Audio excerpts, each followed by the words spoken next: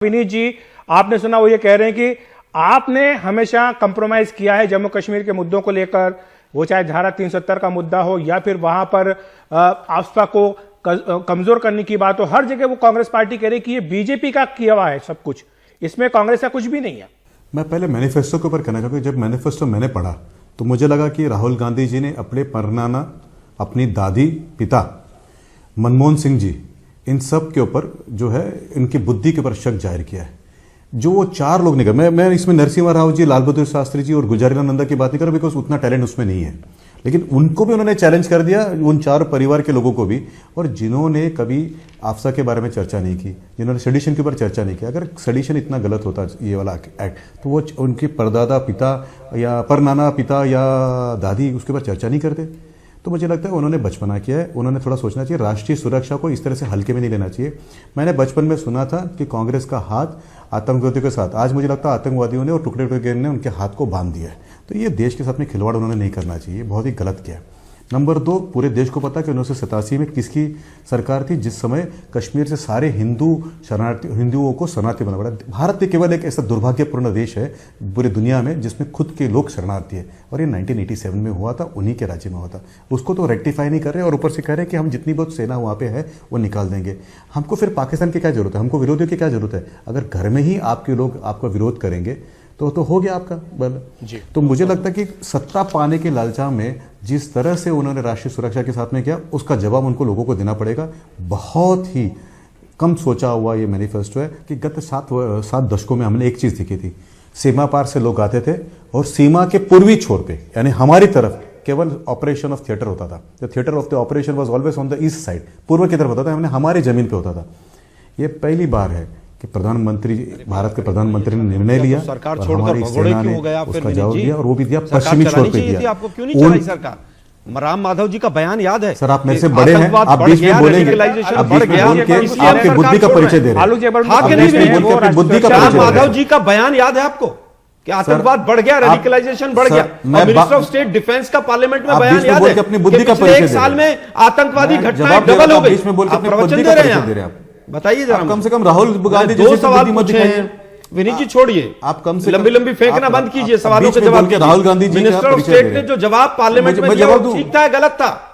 आतंकवाद की घटनाएं डबल हो गई। अपने संस्कार का परिचय, सरकार आप छोड़ आए हैं, संस्कार आप लोगों के, झूठ बोलने के संस्कार आप लोगों के। मुझे केवल ये बताइए, धारा 370 को मजबूत करेंगे, ये कॉमन मिनिमम प्रोग्राम में था कि नहीं आपके? अखिलेश बताइए ना, हाँ या ना में जवाब बता दीजिए। धारा 370 को मजबूत करेंगे, कॉमन मिनिमम प्रोग्राम में था कि नहीं था? अब बोल नहीं पाएंगे पूरी बीजेपी। आलोक जी, थोड़ा उनका जवाब तो देने दीजिए, उनको सुन लीजिए कि क्या बोल रहे हैं। जी विनीत जी, अपनी बात पूरी करें। नहीं है उनके पास। आलोक जी, आपका धारा 370 पे बताइए, उसको मजबूत करेंगे, ये कॉमन मिनिमम प्रोग्राम में था या नहीं, हाँ या ना? आलोक जी, उनको भी थोड़ा बोलने का मौका दे दीजिए। जी विजय, विनीत जी अपनी बात पूरी कर लें। आप फ्रस्ट्रेटेड है आलोक जी, आप अपना आलोक जी, मैंने सुना था कि पढ़े लिखे, राहुल जी जितना नहीं है लेकिन ज्यादा पढ़े लिखे हैं राहुल जी से। परिचय दे दिया अपना संस्कार का। आप जो मुद्दे की बात है, धारा 370 को प्रोग्राम में था कि नहीं, हाँ या ना बता दीजिए। विनीत जी, मुद्दे पर जवाब दे दीजिए, जो उन्होंने बात उठाई है उस पर आपकी क्या सफाई है, बता दीजिए। मैं जवाब कैसे? अखिलेश जी, आप उनको रोक नहीं रहे, वो जो घटिया हरकत कर रहा है उनको अपनी बात पूरी कर लीजिए, तो कोई बात उनकी जा नहीं पाएगी, फिर एक तरफा हो जाएगा मामला और ठीक नहीं रहता है। जी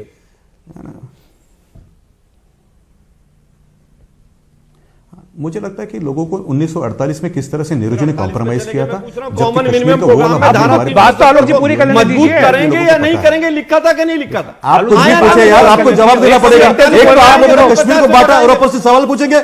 मुझे लगता है कि क्यों नहीं पूछेंगे? देश को बांटा आपने, आप जवाब दिया है, आपके कारण देश के 2 टुकड़े हुए, आपने पार्टीशन किया, जवाब हमसे पूछेंगे? शर्म आनी चाहिए आपको।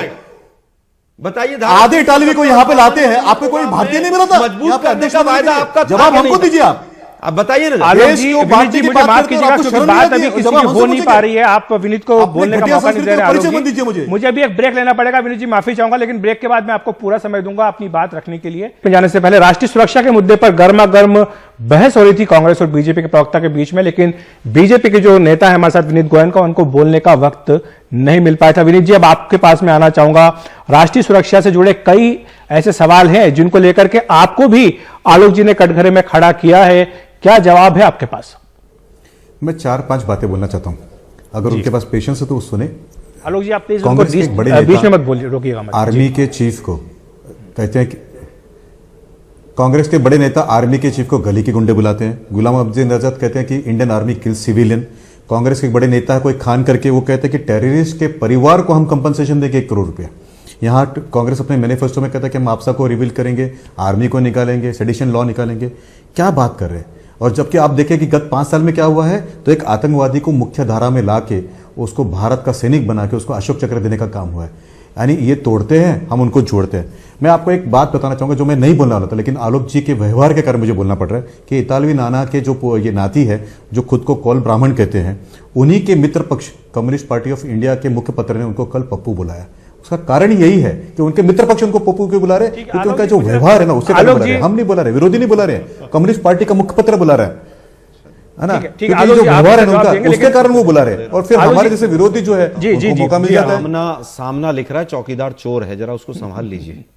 लिख रहा है कि नहीं लिख रहा है? वो दोनों एक दूसरे की तरफ उठा लेंगे जी। विनीत जी लिख रहा है कि नहीं? हाँ कहने की हिम्मत है कम्युनिस्ट पार्टी ने आपको पप्पू हाँ कहने की हिम्मत है कि सामना चौकीदार चोर लिख रहा है? आप ये बताइए, कहेंगे हाँ? बताइए नहीं कहेंगे। हमारे धारा 370 को मजबूत करेंगे, हाँ कहेंगे? आप प्लान कर रहे हैं, कहेंगे हाँ? प्लान कर रहे हैं, आप प्लान नहीं कर रहे। मैं आपके सवाल का जवाब दे रहा हूं। एक सवाल में आपने कम्युनिस्ट पार्टी ने आपको पप्पू की बात की, आपसे सवाल की बात कर रहा हूं। आलोक जी, आप भी और विनीत जी, कि आपको सीपीआई ने पप्पू क्यों बुलाया?